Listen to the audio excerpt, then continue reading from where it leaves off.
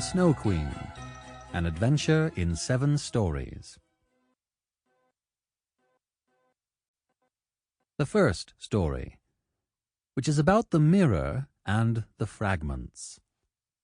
All right, now we'll begin. When we're at the end of the story, we'll know more than we know now, for we'll know just how evil this troll was. He was one of the absolute worst. He was the devil himself. One day, he was in a really good mood because he had made a mirror that caused everything good and beautiful it reflected to shrink to almost nothing, and anything that was worthless and ugly to stand out and look even worse. The most beautiful landscapes looked like cooked spinach in it, and the best people became nasty-looking or stood on their heads without stomachs. Faces became so contorted that they were unrecognizable, and if you had a freckle, you could be sure that it would cover your nose and mouth. The devil said that it was great fun. If a person had a good, pious thought, a sneer would appear in the mirror, and the troll devil would laugh in glee at his clever invention. All those who attended the troll school, you see he conducted a troll school, spread the word that a miracle had occurred. It was now possible to see, they said, what the world and people really looked like. They ran around with the mirror, and finally there wasn't a country or a person who hadn't been distorted in it. Then they wanted to fly up to heaven itself to make fun of the angels and the Lord. The higher they flew with the mirror, the more it sneered. They could hardly hold on to it.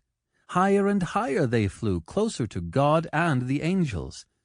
Then the mirror shook so violently from sneering that it flew out of their hands and fell to the earth, where it broke in hundreds of millions, billions, and even more pieces, bringing about even more unhappiness than before. This was because some of the pieces were no bigger than a grain of sand, and these flew about in the world, and when they got into people's eyes, they stayed there, and people saw everything wrong, or only had an eye for what was wrong with a thing. Since every little piece of mirror retained the power of the whole. Some people also got a little piece of the mirror in their hearts, and it was quite dreadful. The heart became like a clump of ice. Some of the mirror pieces were so big that they were used for window panes, but you wouldn't want to look at your friends through those. Other pieces were used for glasses, and then it went badly when people put them on just to see, and to see justly. The devil laughed so his sides split, and he was tickled pink. But in the air, some pieces of mirror were still flying around. Now listen to what happened. Second story. A little boy and a little girl.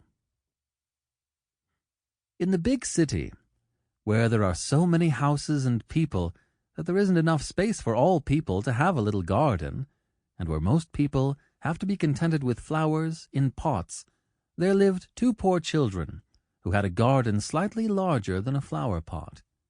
They weren't brother and sister, but they loved each other as if they were.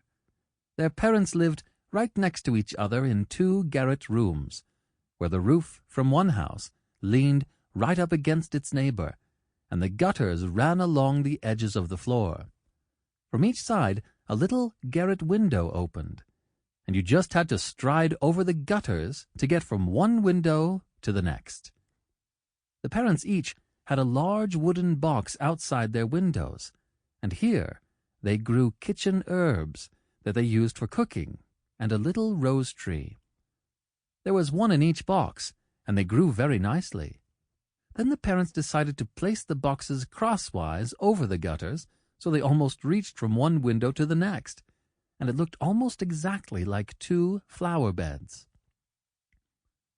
The peas hung down over the boxes, and the rose trees shot out long shoots that wound around the windows and turned towards each other, so that it became almost a kind of art.